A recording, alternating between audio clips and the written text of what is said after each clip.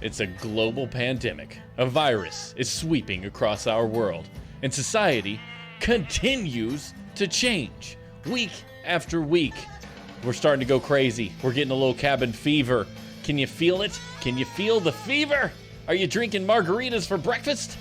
You may be starting to crack, and when you do, you'll be here with us, your personal guides on this journey, this descent into chaos. Thank you for joining us on another episode of Staring at Goats. Hello, everyone. Welcome this evening. It is I, Stephen, joined as always by the wonderful Jacob, and the sometimes by Landon, who is also Jacob. Landon's not here. You were meant to keep him pinned down. What happened? What happened? Well, last week a helicopter got him and brought him into South Central LA for a coronavirus party. Well, he met some really rad folks in LA, and they decided to walk their happy ass all the way to Milwaukee last week. So they have been on a walking journey from LA to Milwaukee just to hear Joe Biden accept the Democratic nominee tomorrow night. I think he might make it there. I haven't got an update on exactly where he's at. I think he's got a GPS tracker on him, doesn't he? So yeah, you can, yeah. Type in, there's some website I think you could go to, and it will bring up his exact location.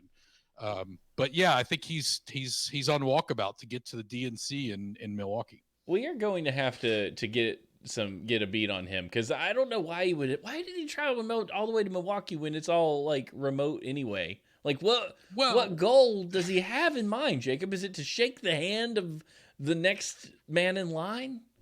Look, when you're in LA and you're partying and you're doing things that you wouldn't normally do up in Washington, you can get talked into some crazy things. And I believe if I know Landon, he probably got talked into it. And it's not that, he had this urge or this desire to be there. It's probably more that, he got talked into it. He got talked into it by all the wild weed smokers down there in LA. Is that what it is? Potentially. Thank you, Adam of GeekCon, for the sub. You are amazing. We appreciate it. Man, I tell you what, it's good to be back, regardless whether Landon's here or not. Jacob, I thoroughly enjoy chatting with you every Wednesday evening about COVID-19. And there's been some fundamental changes in COVID-19 and how I've been dealing with it. And one of those fundamental changes is... Hallelujah! Holy shit! School time. School time. It's school time. You guys, Jacob, school. We've been thinking about it. Tell me. We have exhausted all options. We have expressed every concern you can express as a society on schools. And it's like joining the army in the middle of World War II. And you're like, listen, we're going to storm the beaches. And you're like, well, good. Okay, that's a week away. I can mentally prepare myself for storming the beaches. And then, like, Jacob, you're getting off the boat and you're like, I wasn't prepared for this. I hate to... Is the boat open still? Let me go back. I want to go back. I don't want to reduce World War II storming the beaches to what I'm going through with kindergarten, but in my life, it's probably the closest level of trauma I've been able to get to as an American who hasn't had to go to war. This is the closest I've gotten to war. And Jacob, it's not, I want to be clear, it's not the school's fault. It's not school's fault. It's not home's fault. It's not mama's fault, daddy's fault, brother's fault, whatever. It's the fault of trying to believe that you can put a kindergartner in front of an iPad and that they will believe that they are quote unquote part of the class. Because that is not a thing, Jacob. That is not a thing. I don't care how many times you randomly say their name and try to address them. For one thing, you can't treat the remote kids like snowflakes and be like constantly catering to them because they're not there.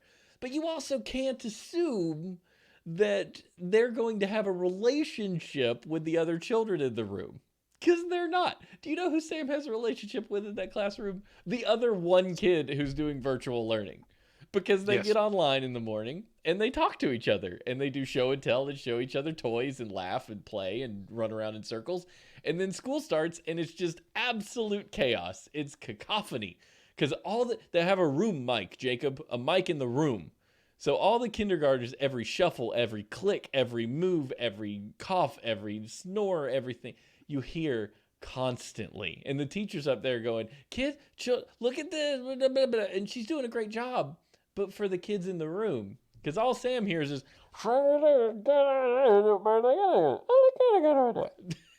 mixed in with like chair scooting and banging, and it's anxiety inducing, Jacob. I almost had to give Stephanie a scotch this morning to calm her down.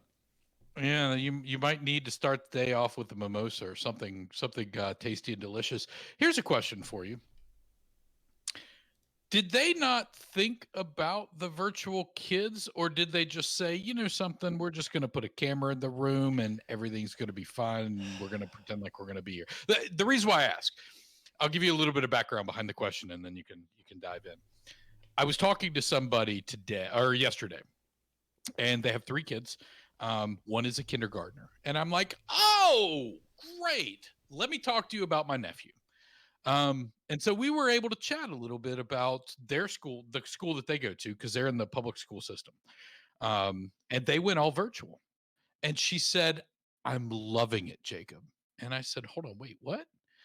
I'm getting this awful signal from the folks in Apex that things are not as glorious as they had envisioned.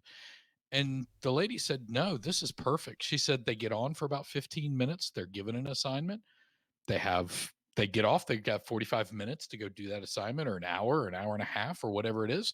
And then they come back on. They show and tell and talk, and everybody gets an opportunity to go through it. They get another assignment. They log off.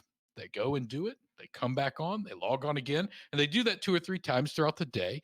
And at the end of the day, they're left with kind of a closing of the day, and then an assignment overnight that they can work on, and come back in the morning and start all over again. And she was like, "This is the best I could have ever hoped for." They really thought about it, and they really planned out how to make kids actually learn virtually.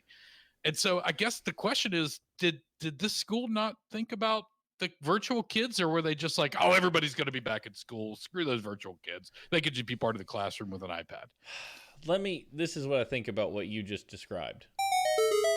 That's how I feel about it. That's the magic trick, Jacob, because the difference between what you described and what we described is Wake County's all virtual. Everyone. Yeah. All the kids, everywhere.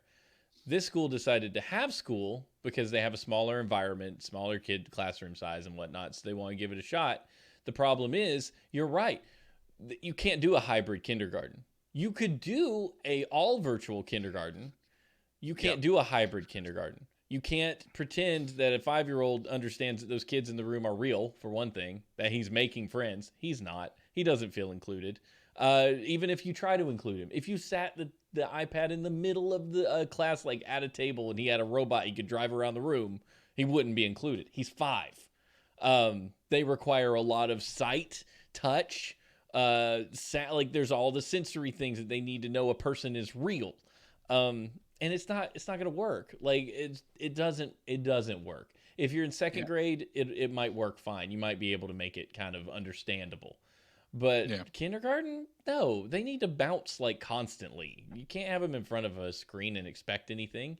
And that's one thing we want to propose. And I don't know if it's possible. I hope it is, or we're just probably going to bounce to homeschool if we can't make it happen. And that's, can we take your assignments and your curriculum and work on them and turn them in on Friday and just treat it like homeschool, but not lose our spot. So one of the things about this school is if we get him out of there, we lose his spot. Not to mention we lose a significant chunk of tuition money, and that sucks. But at the end of the day, if this week continues as it's gone, like it's not workable. And I don't mean to make it sound like they didn't think about the virtual kids. I think they did. I think that what they hope for, what they think is happening, isn't necessarily happening. The engagement level is just reduced to nothing. But that's our struggle for this week. I don't want to lean on it for too long because I want to get to what you've been going through, but that's our experience so far with hybrid learning. That's the only thing I can speak to. If you had all the kids like 3 days and 2 days, like Ace, a friend of the chat has mentioned before that Pittsburgh is doing, they go 3 days and they're off 2, or vice versa. Yeah. All the kids at the same time, not hybrid, not some kids in class, some kids at home. Not doable, does not work. If your goal is for the kids to engage with each other, it's not a functional thing, particularly in lower grades. And we're going to express that when they ask for feedback, like how things go, and we'll be like, it's terrible. Sam's not making friends with those kids. What's the point of him being in there? We can do the assignments. Jacob, we can do the assignments in probably an hour and a half of schoolwork in the day. But we sit there from 8:15 to noon because we have to wait for the other kids to be done and for the teacher to take them on a tour and for like them to do snack and all this stuff. And it's like, we don't need any of this. And they're not learning from the kids. So what's the point? They don't feel included. They're 5. Do you think maybe you can offer a slightly different approach? Maybe it's can we get on 10 minutes before class starts, talk to you about what we want to do for the day, and then maybe close out the day with you, and then log off at the between those 2 times. So 7:30 a.m. or 8 a.m. or 8:30 a.m., whatever that time looks like. Have her talk about some things that they're planning on doing for the day. Go and do them. Yeah. And then maybe log back on during lunch or at the end of the day and check back in and say, this is what we were able to accomplish today. We got the lesson plans for the week. I mean, we know they give us that. They give us like, this is what we're talking about this week. I'd be fine if we got on, did the Pledge of Allegiance, did the normal morning routine, heard her talk about a few things, or even tuned in for like the first 5 minutes of a segment, like writing or math or whatever it is they're going to do.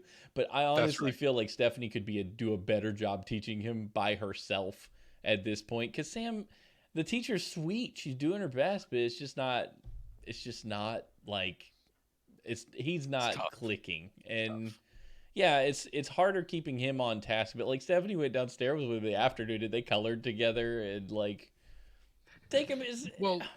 The kindergarten's for socialization. I mean, let's be honest. You're not. Yeah, you can learn your ABCs, but that's really up to the parents. I mean, let's be honest. You sing the songs. You know what I mean. It's about meeting other kids and learning how to play and how to interact and how to be social. Period.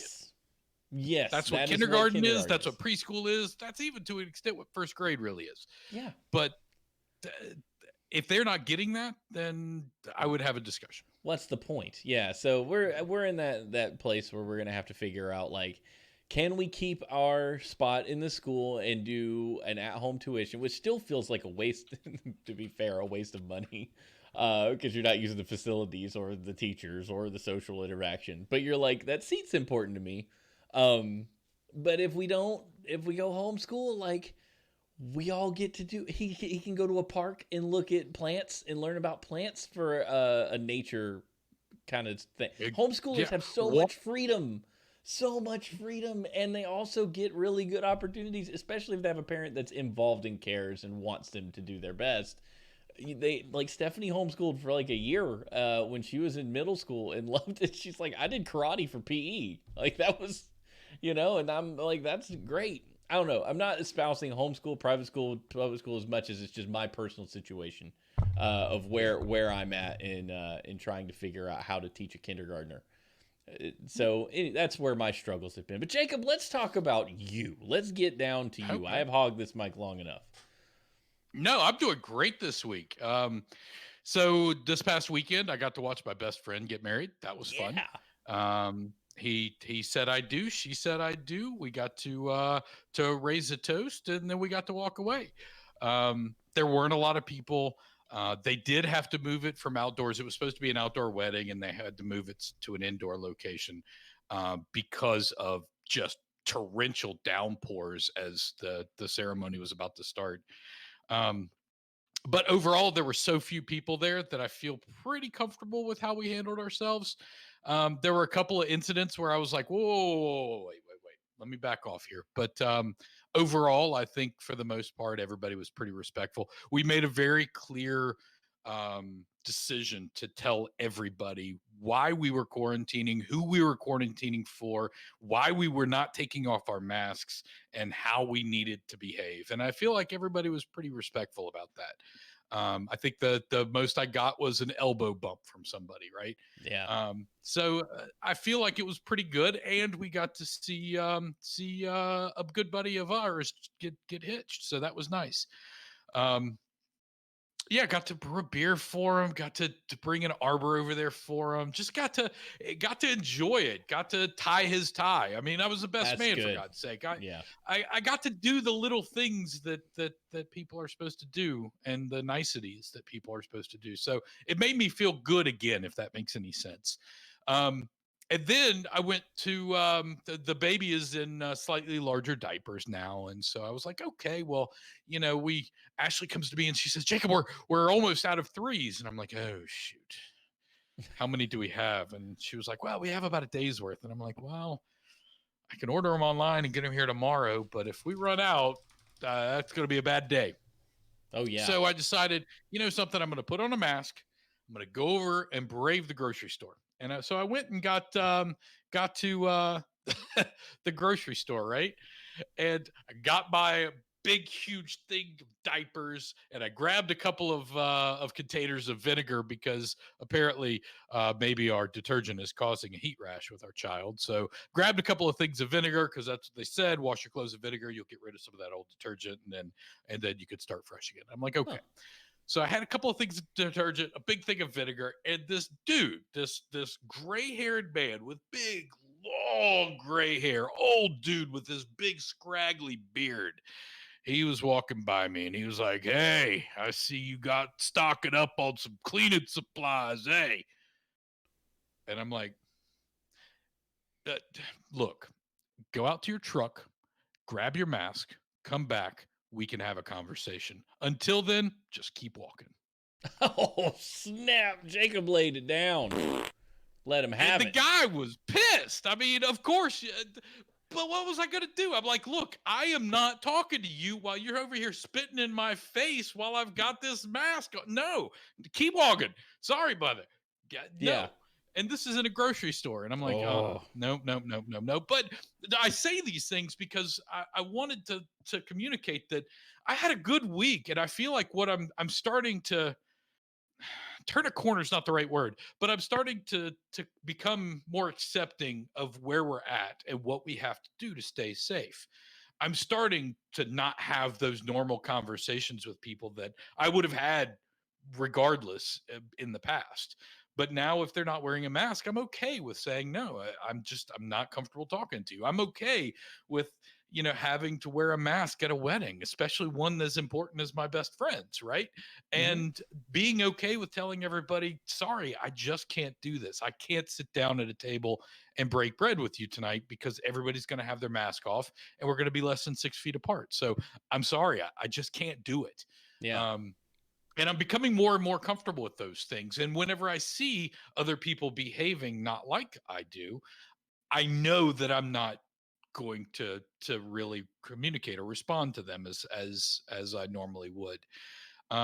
So I guess that's really where I'm at, is I'm really starting to become a lot more comfortable with where we're at. I've been pushing back on it for so long. But now I've kind of, and I think it's because I realized that we're kind of in this for a long haul, guys. I mean, schools reopening, we're getting cases left and right in various universities, colleges, schools, high schools, etc. We knew it was going to happen. This is exactly what we thought was going to happen, and we're in it for the long haul, guys. And so I'm starting to kind of turn that corner and actually be happy about it instead of just being pissed off and grumpy about it all the time. I'm starting to try to find the silver linings. What's the thing that did it? What's the thing that made you start, raindrops keep falling on my head and you're just skipping down the sidewalk? Like what? Yeah. What is the thing that got you? It was the wedding. 100%. The wedding did it. It was 100% the wedding. It was being able to stand there and be around people still wearing a mask and trying to be normal again, or at least have some semblance of normal. But it was like, something, I can embrace this, or I can be an asshole and be obstinate about this. And so it was easier for me just to embrace it. Yeah. I know that the bride probably wasn't very happy with how some of the wedding pictures turned out, because you've got these people in masks that are standing farther apart than normal. But at the same time, it is what it is, and so Yeah, and they're going to have I think another that's wedding, to be fair, right. next year Yeah. if like this is going to be gone next year, but next year we'll try it again. For sure. That's awesome. So yeah, I'm yeah. in a slightly different place. I'm in a little bit better place. I'm back at work one or 2 days a week. So um, I'm going out and into a building, which is nice. We're running at real low capacity, but we're doing a lot of COVID research. So this is kind of important. Yeah. What we're working on right now. So we're doing a lot of stuff, man. And so I don't know. I'm feeling good. That's great. I think you're right about going out seems to be the thing that changes your mentality. There's still places I won't go. I find to be too high risk. Oh yeah, I still haven't been to Lowe's. Yeah, I don't want to go to Target, for instance, and just doodle around in there.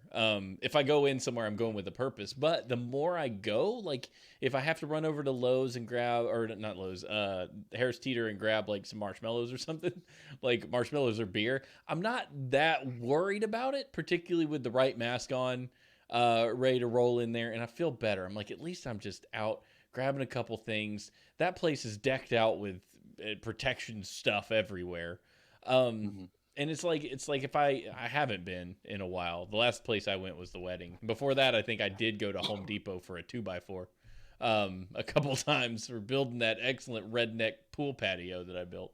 That is beautiful. It's glorious in all of its redneck splendor. It is definitely the reddest thing that I've ever built, Jacob. It is like it's just, it would be better if it was built out of OSB. That's the only thing that would make it more red, is if it was OSB and not plywood. That's very true. But yeah, man, you go out a little bit, try to take walks, be where other humans are who are wearing masks. And when I've been places, they've all had masks on. And that makes you feel a little bit more okay. I mean, obviously, I think we went down our risk meter, and now it's a yellow probably if you're in control of the area, like a wedding, for instance. Like that's a yellow, I think, but it was a safe yellow. And you're right, sitting with friends felt good. I think the only thing that would make me feel better at this point is like finding some kids that Sam can play with that are quarantined, to the extent that we are. But like so I was talking to Stephanie about this, the social contract and the awkwardness of having to get past you say you're quarantining. I need to know what that means before I can hang out with you for these reasons, and being okay with that, being like, if you're quarantining, where have you been? Well, I've been blah, blah, blah, blah. And like finding a way for that not to be awkward, but essential, and it being okay with it. Like if we want to hang out with another kid, I need to know like, okay, what has your kid been with other kids? Has your family been anywhere that I need to know about? I think it's possible to expand your pod to another family that quarantines. But it's like, got to figure out what that means to who. Like you've had your own instances of people, and quarantining meant a lot more to you than it meant to them. Oh yeah. And I love we've been quarantining, but we just got our nails done. We got our nails done. We ate at Chili's last night, but we had our masks on and nobody was around us. It's like, that's not enough for me. I need to know you haven't been to Chili's. You haven't been going in Target regularly. You're not at the gym. As bad as you want to go, like these are things I need to know. I need to know the people you've been around and what their mentality is, where they've been, because that's contact tracing, right? Like, where have you been?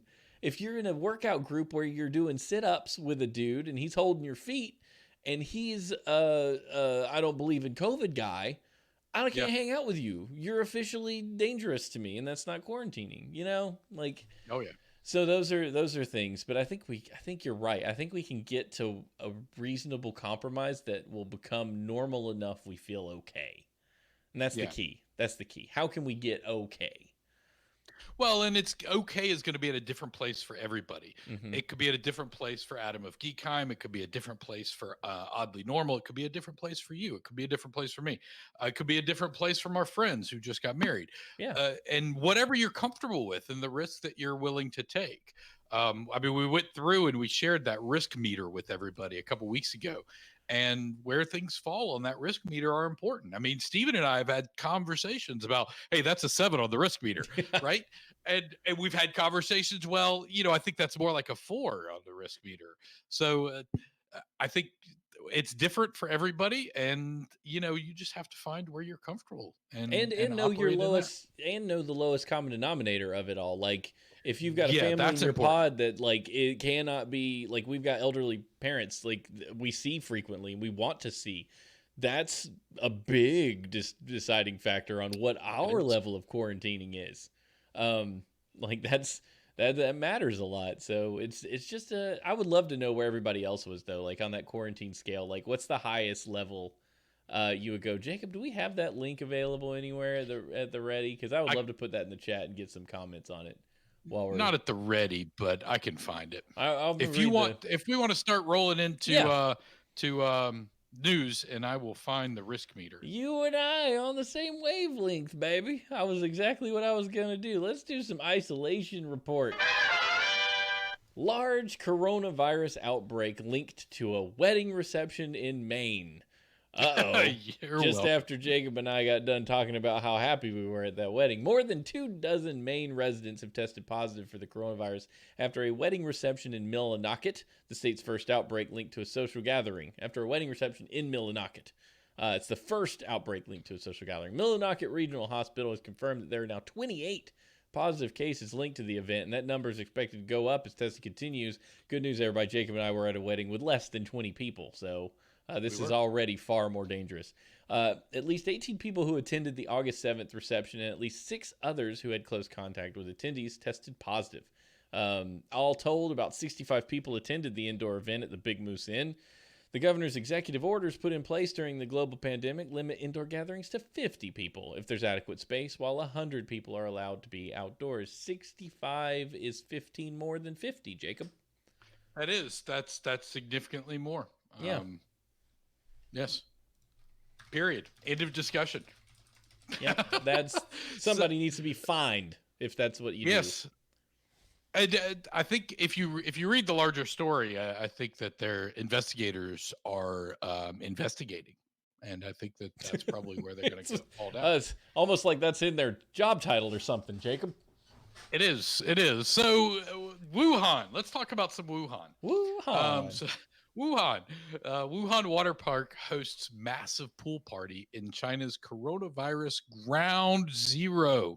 Wuhan is considered ground zero for the coronavirus. Thousands packed into a water park over the weekend in the Chinese city of Wuhan, the first epicenter of the coronavirus. It quickly swept through the globe earlier this year. It's still sweeping through the globe. Yeah. Whoever wrote this article needs to be kicked in the nuts.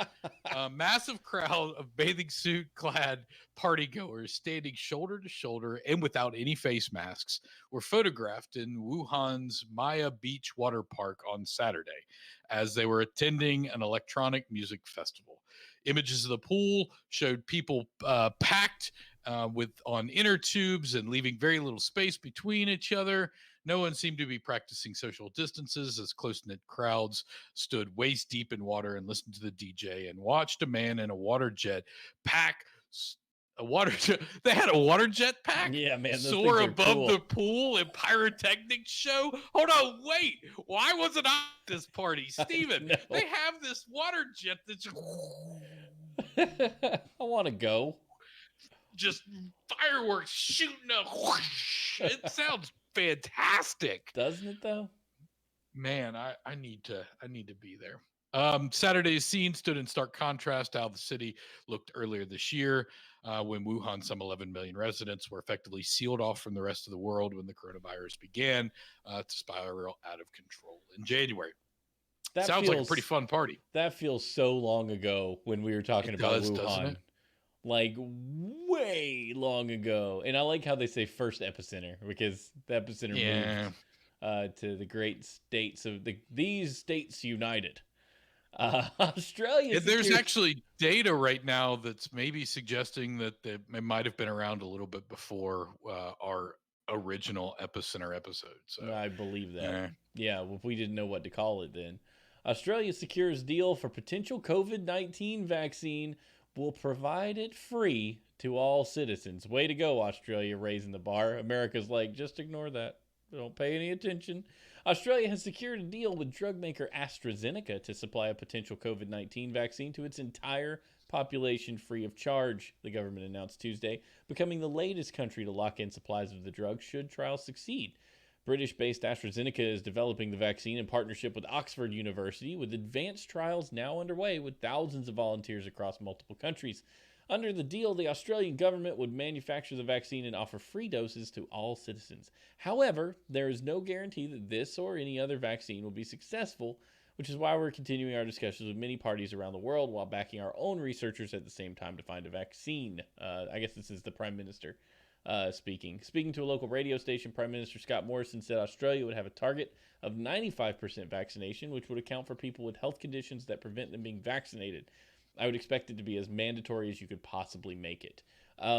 Australia is no stranger to mandatory anything. You couldn't play Grand Theft Auto in Australia for many years because they didn't have a rating system that allowed for it. People handed in their guns in Australia. Handed in their guns. Australia is not America. If you have hopes that somehow Australia will be a model we can follow, no. The only commonality we really have is that we both speak English. And that's, you know, kind of maybe speak English. So you've listened to an Australian dropping slang. I don't know. I was going to say, have you heard some of the words that Australians drop in their casual lingo? Gonna go Not buy anywhere some close ciggies to at some the of our servo. casual words. They say motorbike. We say motorcycle. They say ciggies. There's a whole. I learned a bunch from my Australian coworkers. Got a ton of good words. That's pretty cool. You want to know what else is cool? What's cool? In our backyard, an aquarium is washing out old wishes to pay bills during the pandemic. For many businesses, the coronavirus pandemic has created a coin shortage. All the sheltering at home put a crimp in the normal circulation of pennies, nickels, dimes, and quarters, and some retailers are asking customers to pay with exact change. But a lack of coins is no problem at the North Carolina Aquarium at Pine Knoll Shores. The aquarium, which is soon to enter its 6th month of mandatory closure because of the coronavirus, has come up with a pandemic project that can pass the time and help pay the bills.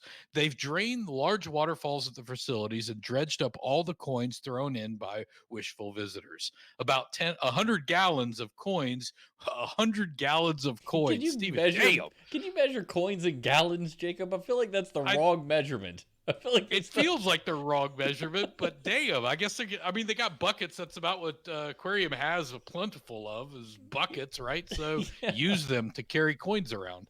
100 gallons of coins were cleaned and sorted. It will go toward the general care of the aquarium and animals during this time, the aquarium said.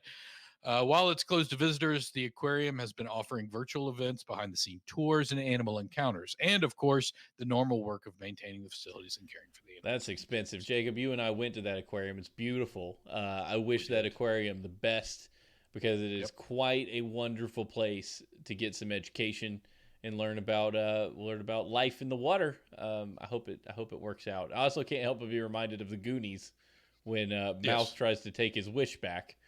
And what all these are all wishes they're just going to use to pay bills. Like somebody wanted to go to Disneyland with that coin, and you're just like, whatever, baby. I'm going to buy some food for my penguins. The new coronavirus is mutating, but that may be a good thing. And every time we hear mutation, we all freak out, but maybe it's not so bad.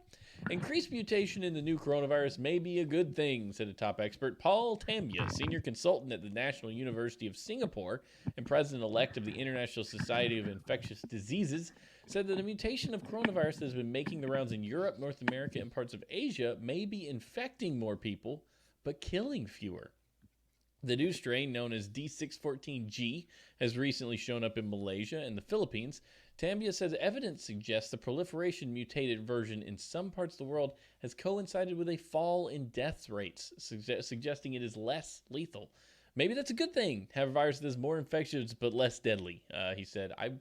We need to talk about this. Tambia's comments come after Malaysia's Director General of Health, Noor Hisham Abdullah, on Sunday urged people to take greater precaution because the strain has now been found in the country. I read a little bit about this earlier, and the whole idea is like if a virus is going to evolve to be better, not killing its host is actually better for the virus. The virus needs to go to new hosts, not kill the one it's in, which is important. So I found that pretty fascinating. Nice take. Evolution at its finest right there, Stephen. Yeah. It's almost like you took a course in college on it. Biology 101 or whatever it was. I don't remember. I went to a weird school, Jacob. Well, speaking of weird schools, UNC Chapel Hill, let's talk about them. Their baby. chancellor blames off-campus activities for a surge in COVID-19 cases. Off-campus activities caused a surge of COVID-19 cases. Thank you, title. Among students at UNC Chapel Hill, despite precautions the school took to limit the virus spread. Chancellor Kevin Guskiewicz. Maybe Guskiewicz. It's their man when it's Polish names. They've like the last 8 letters all make with the same sound. It's really yes, they all do. Yeah, Guskiewicz. I'm going to just say that. The university announced Monday that it was canceling in-person classes for undergraduates after about 130 tested positive the first week of the semester. Students on campus were generally washing hands, practicing social distancing, and wearing masks to prevent the spread, Guskiewicz said. But student body president Reeves Mosley told CNN on Tuesday that students were not necessarily following social distancing or upholding safe community standards. The positivity rate among students rose to 13.6% of the 954 students tested last week that ended on Sunday. And 5 employees also tested positive, according to the U.S. University's COVID-19 dashboard. As of Monday morning, 177 students were in isolation and 349 were in quarantine, both on and off campus. Most undergraduates in dorms are being forced to find other places to live for the fall, the university said. But still, sports will be played this fall, university officials said. Athletes will continue to take classes online and be able to participate in workouts while following safety protocols. Hooray, Carolina, baby! We want our basketball! Woo! No, God! What are they doing, Jacob? Let's just segue straight into the deep dive because this you laid it. You laid it right out there. College is returning to kids are returning to campuses all over America. Right here in our backyard, UNC Chapel Hill, 130 students. Jacob, it's only the first week of school. One weekend. They haven't been there very long. They're having parents come pick the kids up. They're like, your kids, okay, basically you can't, it's semisonic. You can't go home, or you don't have to go home, but you can't stay here. That's right. What is it? I used to say this at closing of the bar. I used to say, go ahead and say it. If you don't work here or F somebody that works here, you got to get the F out. Yep, that was an excellent closing line. Essentially what they're telling folks. For the bar, because they were like, listen, we don't want people staying in Chapel Hill, so get out of here. And you're like, my mom just dropped me off from flipping Oregon. Like, you want her to come back and get me, I guess. Yes, we do. But we're going to keep your tuition money and your dorm money and your everything money. That's right. Oh, boy, Jacob. This is a disaster of epic proportions for kids trying to start their lives, because these are tuition follows you, Jacob. But did you know student loans are a thing? And a lot of people have them. A lot of people have them, and these kids are already accruing debt, and they're not even able to have a college experience. Okay, so let's rewind. Yeah, rewind. Let's go back. What were our expectations? Our expectations were that these kids would go to school and they would somehow miraculously behave in a way that no kid has ever behaved. Right. And that this quarantine would open their eyes and force them to see the world through a different lens and behave accordingly. That's what our expectation was. Because the only way that this would not have spread within college campus is if college students behaved in a completely different fashion. They need to behave like a 65-year-old man. And exactly. You're just not going to get there. You're not. So our expectation was flawed from the beginning, Stephen. From the beginning.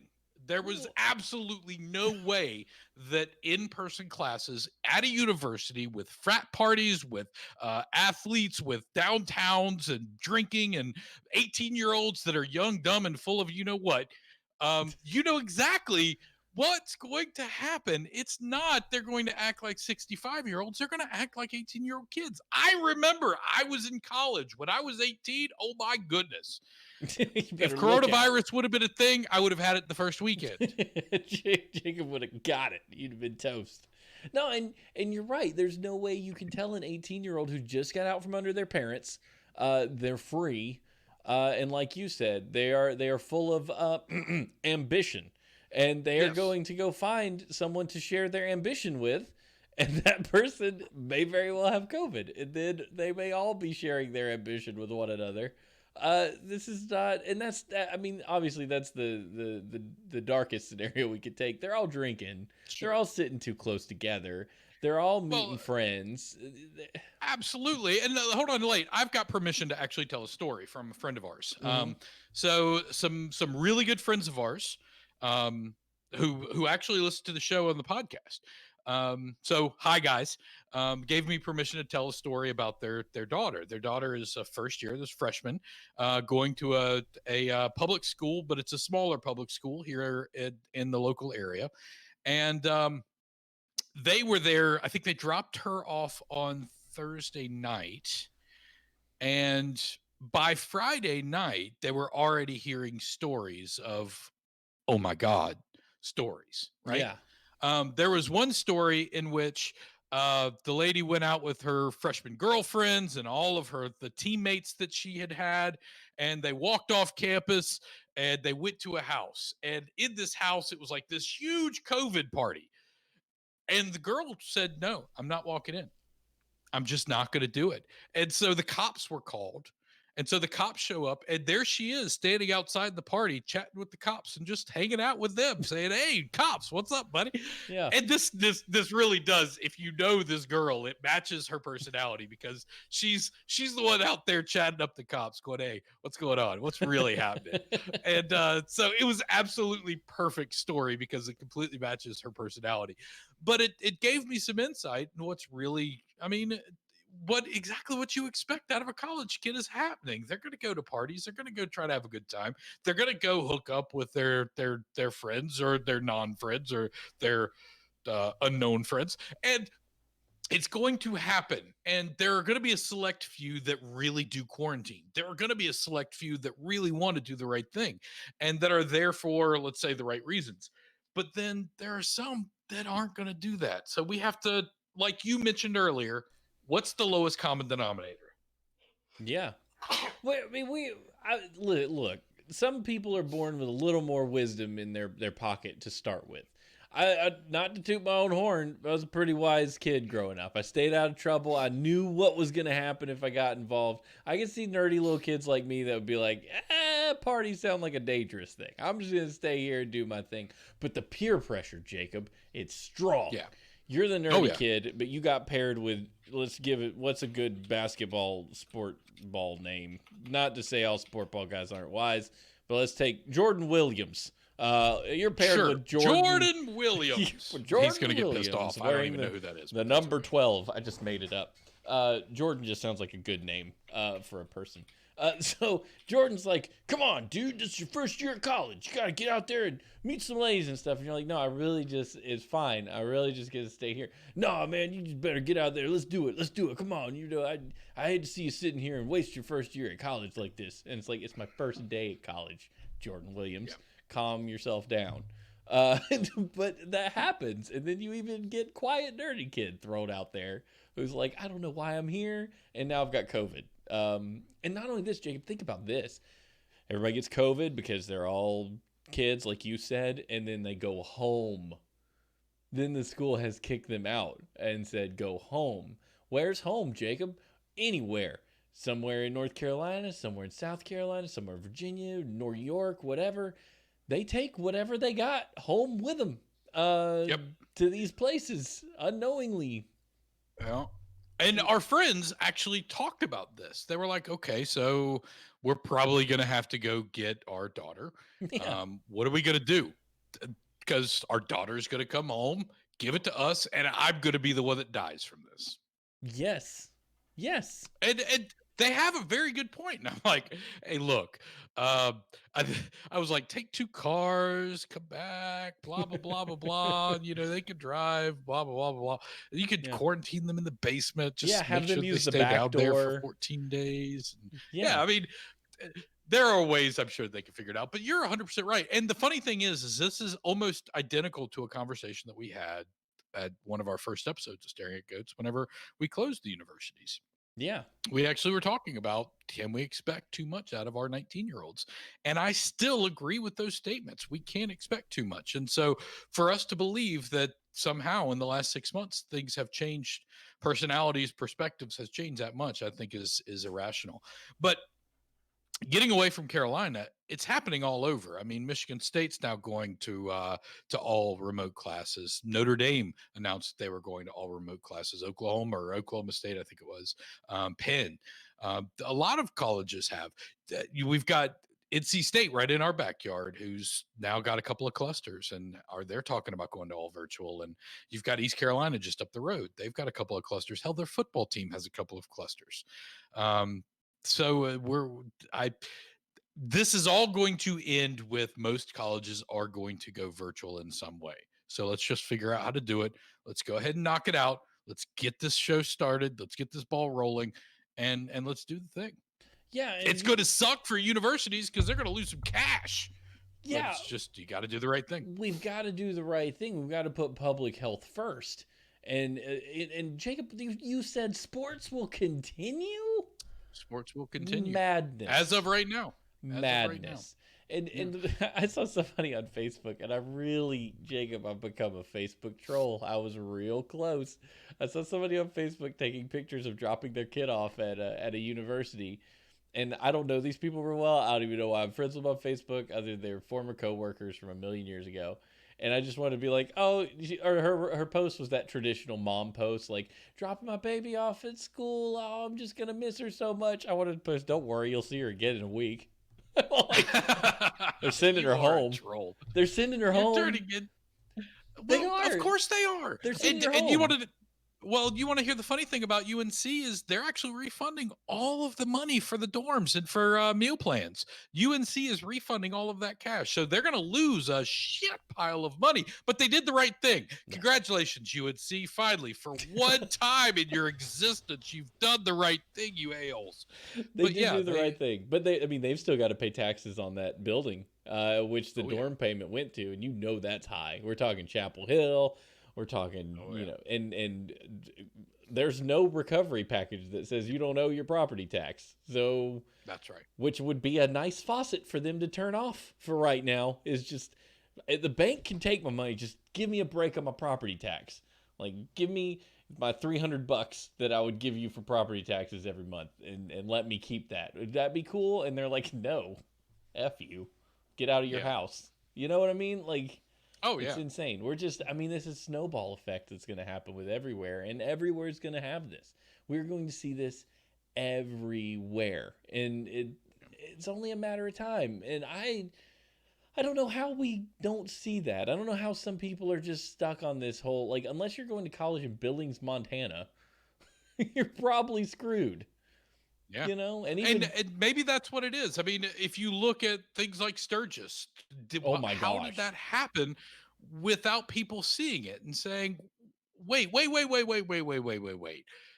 This many people in this small of a space equals problems, right? And there's actually a guy apparently who was sitting at a bar for like 6 or 7 hours one day who has tested positive, and he came into contact with hundreds of people.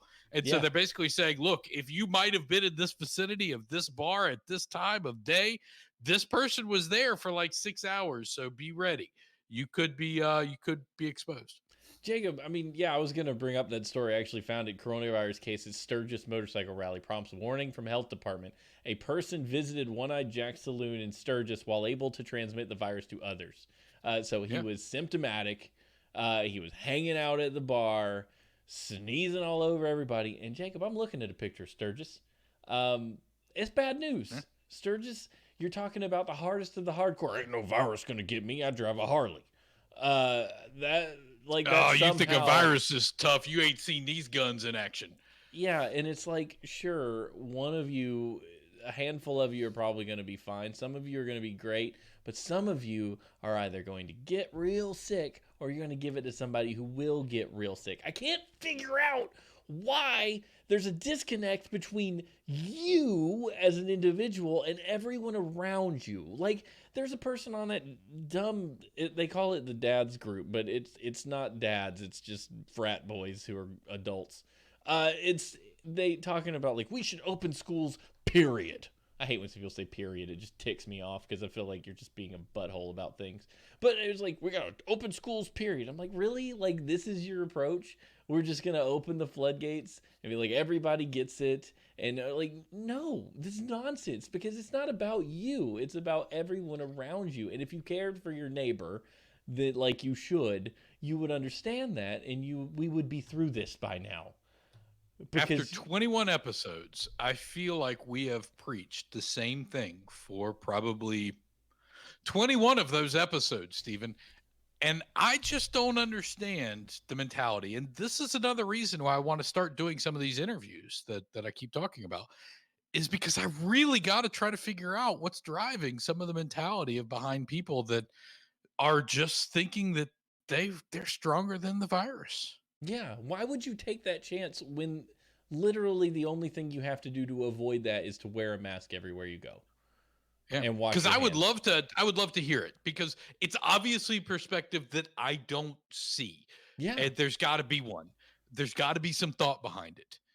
yeah, and we've got to get like Lando's Uncle Peanut on the show because he's had it and he was like a do whatever I want guy. Had it, went Yeah. to the flipping hospital, you guys.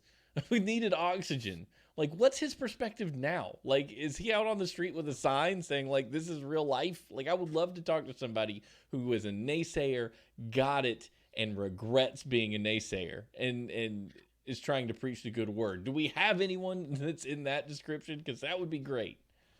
I mean, just look at the Democratic National Convention 2 nights ago. The lady who spoke and said that her dad got it and it died, and she was just trusting the president and what he said. And I'm not going to get all political there because Yeah. I don't think that that's appropriate. But what I will say is that he was a naysayer, Yeah. and he paid an ultimate price for being a naysayer at that. I mean, we got Herman Cain as one of the biggest examples. Naysayer, paid the ultimate price.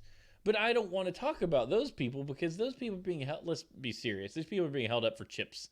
They're like, look at this. You're 100% right, which is why I don't think I didn't really want to bring them up. But what I do want to do is, if you hear this episode and you guys are listening to this episode on a podcast and you go, hey, I'm one that believes that all schools should open. I'm one that believes that we should have rallies at Sturgis. Yeah, I'm one that believes that I don't need to wear a mask. I'm one that believes that I need to go back to work, and restaurants need to open, and gyms need to be wide open, and all of these things.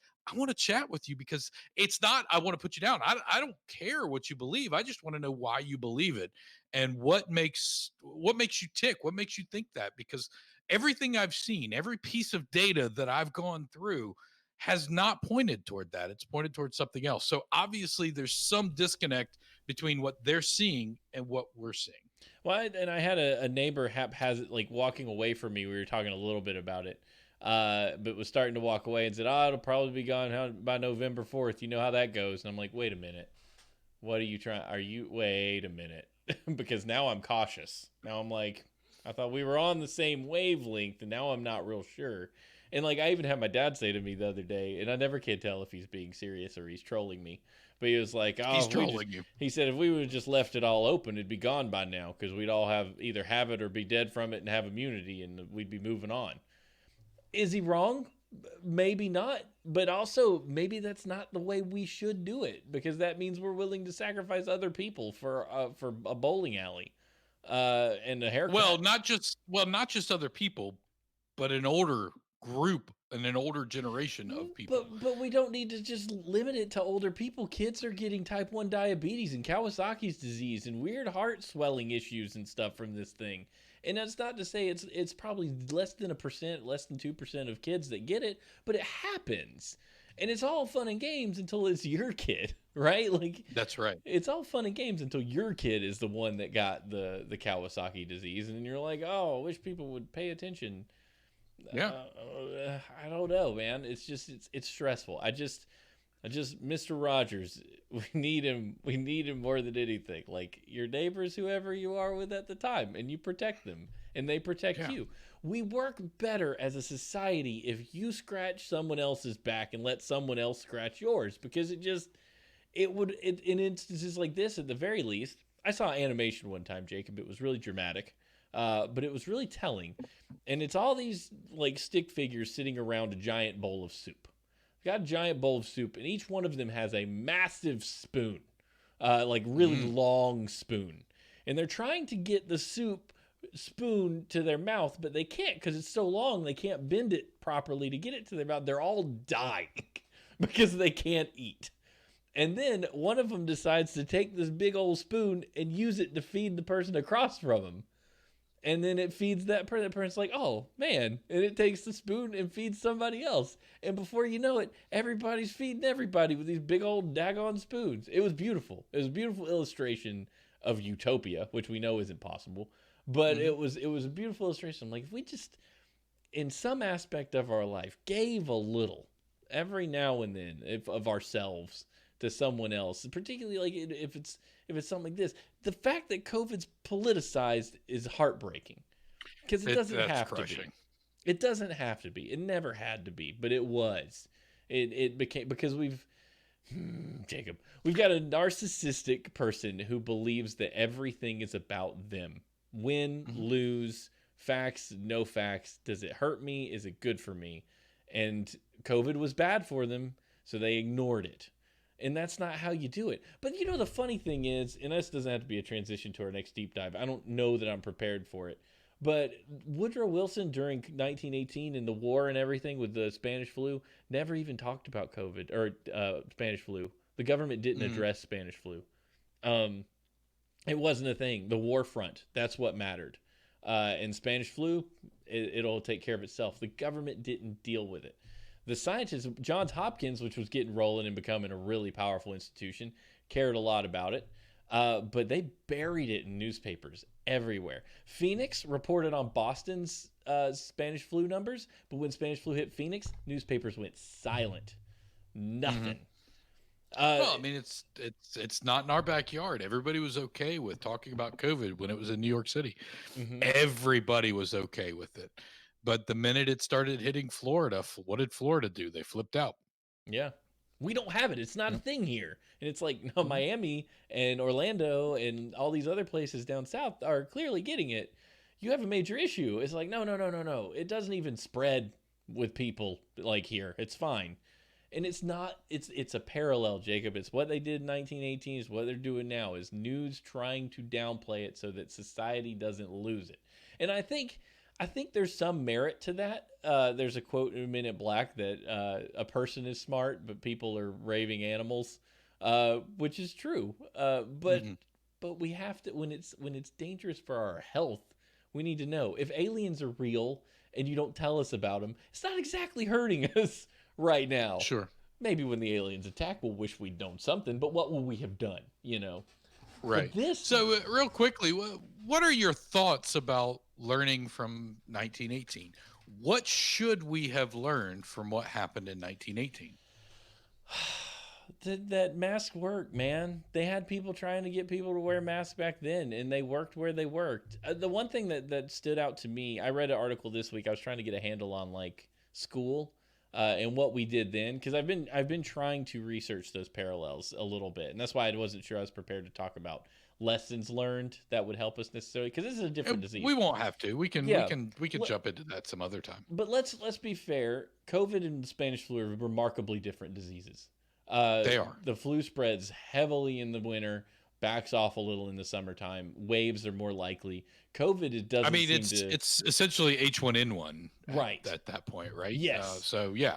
Yeah, but COVID doesn't play by those rules. It's a significantly different thing. Yeah, COVID doesn't play by those rules. It doesn't care about your weather. It just spreads. That's its job. But in terms of schools, to pivot back to that a little bit, they did find that there was a significant less spread in towns and cities that it didn't have school, that closed down the schools. But what I found interesting is that New York and Chicago, in particular, schools remained open simply, and this is where it's different than today, simply because people viewed the schools as safer and more hygienic than most of the tenements and stuff people were living in. You're talking about 1918. People were on top of Yeah. each other. You had these little tiny apartments and these holes, and there's not as much public sanitation and things like that. And they said schools are regulated to be safe, healthy. What they would do is they'd actually leave the windows open and let the breeze blow through. They advised children to wear coats in the wintertime so that they could stay warm, but let the breeze in so that it would kind of keep the air circulating better. They did everything they could. What I found disappointing in the article, it didn't give me any real numbers. For one thing, they didn't have demographic numbers. They weren't doing that kind of research. So we don't know how Latin communities, African American communities and stuff were all impacted. But what we do know is that New York did pretty bad. They weren't the worst, but they ended up pretty bad. Chicago ended up a little bit better, but they did the same thing. But they found a significant difference in the places that did shut down schools and didn't have people gathered together. There's so much different, though. And like, I think it's fair to rhyme 1918 to now, but there is a significant difference in how society behaved. Like, most of Spanish flu got here because soldiers were returning from war, because it was real bad going through the war camps. Like the training camps in particular was really bad, but it wasn't like Joe Schmo flying from everywhere to wherever he wanted to go. The world's significantly smaller, populations are bigger, people's movements are different. But I still think there's things to learn. That flu was bad, though, Jacob. That flu was bad. I was reading about some of the cases that people were bleeding from their eyes and their ears and their nose. They were coughing so hard it was ripping the tissue from their ribs. I mean, it was bad. Woodrow Wilson actually got it while in Paris. Well, it was H1N1. It's the flu as you know it, only it's essentially similar to the swine flu. And really quickly, to pivot back to one thing you did say, you were talking about there was no ethnic data or population data, racial population data. That's probably because it didn't really exist. They probably did not segregate out that kind of data, because if you look at the population in 1900s, early 1900s, maybe 1910, 1920, you're talking about probably 91%, 92% white Americans versus 8% all other ethnicities. So and that includes Hispanic ethnicities, that includes African American, that includes whatever other racial. I mean, because there were quite a few other races in the United States. Asian, Pacific Islanders, of course, American Indians aren't in that. Eskimos. I mean, all of. I guess no, that wouldn't really play. But anyway, beyond the point.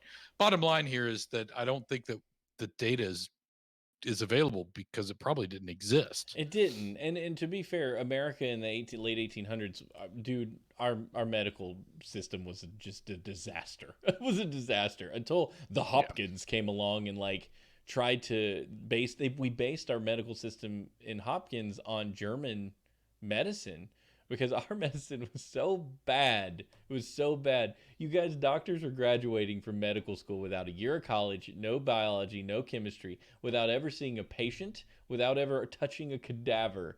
They were graduating and becoming doctors. The first time they met a patient was when the patient walked in their door. And all colleges, I think on each college, there was at least 60 or 70% were theology majors who were working on the board. So like, and many of them only believed that you should be a professor if you had a profound knowledge of the gospel. That was the kicker in America. Like, that's what you needed. And you could not be a woman and go to medical school. Forget that. But if you're a male with a beating heart and you're interested in poking at people, welcome in. We'll give you a piece of paper, send you right out, and let you make some of that money. It's remarkable. I've learned a lot. Like, I'm reading that book, The Great Influenza, and like, the fact that we didn't even understand germ theory till the late 1800s blows my mind about civilization as a whole. It's like what were we doing? I brought this up in Discord. You guys were like, we were surviving, not getting eaten by bears. And I'm like, yeah, that's probably true. It took us a long time to get to a point where we could casually sit around and read things and poke ourselves in the eye like Isaac Newton was doing. That was it. But I'll have more. I don't think people recognize that we are an unbelievably young society. So young. Unbelievably young. I mean, we're talking about 50 years, 75 years worth of quote unquote modern medicine. At most, maybe 100 years of modern medicine. Technology advances. The internet wasn't a thing 20 years ago. Now it's an integral part in our life, right? Yeah. And we're learning at such a rapid rate that I think our transition in some of these areas is actually faster than evolution could take us. And so we're not actually responding evolutionarily wise the same way that I think we have in the past to other massive changes with the way we behave as a society. Yeah. Um, And I think that's if important. you look, You mentioned a society and not an individual. Like, I think there's a societal evolution that you refer to that Yeah. matters. You know, like a person can adapt. Obviously, we've got programmers and scientists, but people still That's look right. at mystics pulling bacon out of people's gut and thinking they're removing the cancer. You know? but yeah, we're still young, and so we're still learning some things. And so something that happened 100 years ago, we should have learned a lesson from it. But I'm not sure that we learned too many lessons because we're seeing some of the same things pop up. Yeah, for sure. And I think I'll have more as I plug through this book to try and understand about COVID-19. NPR had a good interview with the author of the book that I read through, but I didn't get enough nuggets to bring to the show tonight. But it's still a pretty good Gotcha. interview if you want to look So up Stephen, John Barry. Yeah. before we go, because I'm going to pivot away from this because I feel like if we're not ready to chat about it, let's not go too deep. I know, into it. yeah. But I will say this: I'd like to understand where you're at with your crystal ball. What do you think is going to happen between now and the end of this school semester? So I guess the end of the calendar year, relative to schools, not only from a university perspective, but let's say just a general school, because it's something you're living. So I'd love to hear your perspective. I think everybody's going to be at home, dude. Everybody in the nation's going to have to be at home. I think it's a reasonable guess. I think the colleges are going to go virtual. I don't think any of these schools have a shot. And I think we're going to see a pretty significant spike in September just because of that. And Lord help us if we get a hurricane situation like Katrina was. I mean, we're in hurricane season. Places go down. People gather in shelters. People gather in big places to stay safe from hurricanes and tornadoes. We are in no way out of the woods in not just COVID, but every other thing that can go wrong. We have an election happening in November. What is that going to be like? What is that all about? Like, can we do mail? Is mail broken? Can we go to the polls? Is it safe? What can we do with our elderly? We can't drive them there on buses anymore. And if we do, we're risking our lives for the sake of democracy. And it's a wild place to be. We are living a pretty fun, crazy year. Fun. That's a weird word to use, but we're living a pretty nutty year, and I'm interested to see how it plays out. But I'm thinking we're buckling down. I'm still sticking with my 2 years till we're out of the woods. And that's if we start behaving and doing things right to some degree. If the vaccine comes on, Australia can wipe it out if they get a vaccine for everybody at the same time. But that's 95%. 5% of those people aren't going to have it. 5% of those people have COVID. At that point, it's more of a herd immunity thing. Yeah, so you've got most people be less likely around to vaccinate. If they could hit everybody in America, because if we do a staggered release, by the time you get it after I've gotten it, it could be 3 months later, depending on how they decide to hand it out.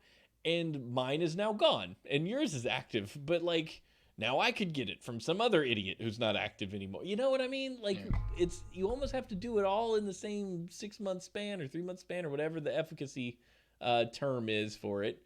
or not do it. Like, or Mhm. do it. I don't know. I don't even know how to go with that thought, but you know what I'm after. Yeah, it's you want to make sure that everybody's on the same antibody schedule that you're on, Yeah, or else if your antibodies all of a sudden are no longer present and you don't have a booster, then you could potentially be at risk, right? you could be, but this Um, is all theoretical because we don't even know. We don't have one and yet. we don't know the longevity of the actual vaccine, whether Yeah. it's going to be a yearly thing, whether it's going to be once every 6 months thing, etc. Um, but it is interesting. You know, we talk about we've got an election coming up, and obviously this is the perfect way to end a really crazy year is with an election, Right. and one that's going to be as um, I guess laced with hate and vitriol as this one's going to be laced with. I mean, I'm girding my loins over here. I'm prepared for the worst because it's going to get there's going to be some awful things said about both Joe Biden and about Donald Trump, and it's just going to get ugly. And mail-in ballots, can we trust the U.S. Postal Service? Can we not? I was listening to an interesting NPR discussion on that, and they actually brought one of the Board of Election folks from, I think it was Washington, who's actually going to all mail-in ballots. I mean, that is going to be their election is just mail-in ballots. And they were asking what his advice would be to all the other states. And they said, please reach out because you need a complete infrastructure change. You need a complete, everything's got to be different. You're going to have a different way of counting ballots. You're going to have a different way of sorting ballots. You're going to have a different way of receiving ballots. You are going to have to set up a completely new system and write new protocols as to how you're going to handle the election. Reach out to us early so that we can help you through this process because it is a long, extensive process to make these changes. You can't just say on November 2nd, you know something? I think I'm just going to do all mail in ballots because you have to talk about the Postal Service and delay in Postal Service. Now, the Postal Service is saying we can't get ballots out for at least 10 days. So, if you send out your ballot and it takes 10 days to get to people, and then you need at least 10 days to get it back, then all of a sudden, and you're a non postmark state, they have to receive it by the date. Then all of a sudden, you need to start getting your ballots out today to make sure that they can get returned by then. And so there's a lot of nuances that I wasn't really prepared to hear whenever I was listening to it. I'm like, hold on, wait, maybe I don't fully appreciate all of the mail in ballot discussion because I wasn't really thinking about all of these other things that had to happen. I just thought, oh yeah, why not just mail in? Forget it. We can count them whenever they get there. It's fine. But there's a lot of things. Yeah. Yeah, absolutely. And I mean, I think we're at the point now where all the candidates are chosen, the primaries are dealt with, so ballots should start going out, right? Is that a thing? I don't. I guess it depends on the state. It depends on the state. There are still a couple of, I think, house, maybe not even house seats, but maybe local seats that still have to be uh, finished up. And I don't know. I know that each state has a different date for which you can actually apply to be on the ballot. And some of those states have already passed and some of them haven't. I mean, there's a reason why Kanye West was able to get on the ballot a couple weeks He ago, made right? It's Utah. because those states haven't passed, right? Yeah. Yeah. Um, so yeah, it's all different everywhere, and that's For that's the sure. interesting thing. But we will. So We we'll we are see. not staring at ballots, Jacob. We're staring at We're staring goats. at goats. We're staring at goats. Neither of us have goats. The one person with goats wasn't here. I Hmm. hear that he's almost to Milwaukee though. Did get word that they You are got word? almost there. Yeah, Good. they're making their march. So that's good news. But man, this has been a good show, Jacob. This has been a good conversation. We got a lot of COVID stuff out there. If your kids are in college, don't worry, they'll be home soon. Keep the room clean, Yes. ready for them. We didn't have any mail this week that I'm aware of. Let me do Nope. a quick No mail. no mail. I did. Okay. I checked. If we got mail, if you guys want to mail us any thoughts, back. Oh, we need to go back to the earlier question we had of your quarantine number. Adam of Geeksheim said his worst he would get is a 6. Visit my mom who lives by herself and's been masking, only going food shopping and doctor visits. That's fair. Oddly says we're at 5. Gone to my sister-in-law's a couple of times, having close family over. I think you and I are around the 5. We're at the 4 to 5 mark. I 4 think to five 5. is probably, yeah, five. I think I would start really hesitating at shopping at the mall. I wouldn't walk into the mall, but that's a Right. 5. Yeah, but attending a backyard barbecue, if the number of people are right, yeah, I would consider it. But if you're talking to 8 to 10 people, yeah, unless it was somebody really special and it was for a special occasion, I wouldn't even consider it. If we did an iDub at someone's backyard and we had plenty of room, I would consider that. I guess. So yeah, I guess I would be a 5. I know how those friends. I've been chatting with C Mitch and stuff. He's very much in the same boat we are. Yeah, you know, that would be a doable thing. So yeah, I think 4 or 5 sounds right. 5 with some clarifications. Good. Well, thank you guys for giving us those numbers. That's pretty cool. Jacob, you got some news about the interviews? We're starting those. Yeah, we are next week. I've got my first 2 already scheduled, and I think I'm going to start doing them about 2 a week at random times. I was going to try to do a lunch and learn session where we at around noon got on and chatted and did 20 or 30 minutes of an interview, and then said our goodbyes, and everybody went back to their work day. But I think what I'm going to do is just do it at random times, whatever people are available, and just get on, and I'll try to stream most of them. Whoever's comfortable streaming, I'll try to do. If not, then I'll just record it and put it out as a podcast. But overall, I'm pretty stoked about it. The main things that I want to get from people about these interviews is, where are we getting our information from? How are we consuming our news? And then really, where are we at relative to comfort levels? And so maybe one of these charts will really come in handy whenever we're having this discussion. Where are we at? Because everybody's taking it a little bit differently. So I'd love to hear from a personal perspective where people are at. And I'd love to hear some stories. That's really the reason why I'm doing this, is because I love hearing people's stories. And I want to hear some more. So think of you some good stories, and if you have some, I'd love to interview you. So look forward to that coming from Jacob in the next couple weeks. Thank you for doing that, Jacob. As always, our best goes to Landon and his journey to Milwaukee. Hope all that goes well. If you like the show, if you enjoy hearing about COVID-19 every week, go on your favorite podcasting service and leave us a review. Just say, this show's pretty cool, 5-star. Only costs a couple minutes of your time, and it means the world to us. You can also follow us on Twitter at staring_goats. I'm Steve H&H. Jacob is the only smart one in the room, doesn't use social media. You can tip us, make the show better, or joining our Patreon at patreon.com/2dorks. Even $1 helps. If you think, I feel bad if just giving $1, don't feel bad giving money away. Like, oh my gosh, even if it's $1, that's awesome. If 10 people gave $1, that's $10 a month. That makes a difference. So yeah, anyway, you guys are awesome. We love you, and we'll see you next time here on Staring at Goats.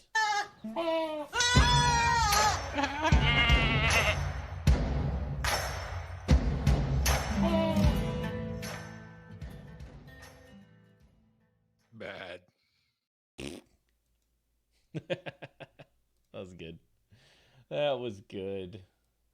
Staring at Goats. Another one's in the can, baby. Another one bites dust. Burn, burn, burn.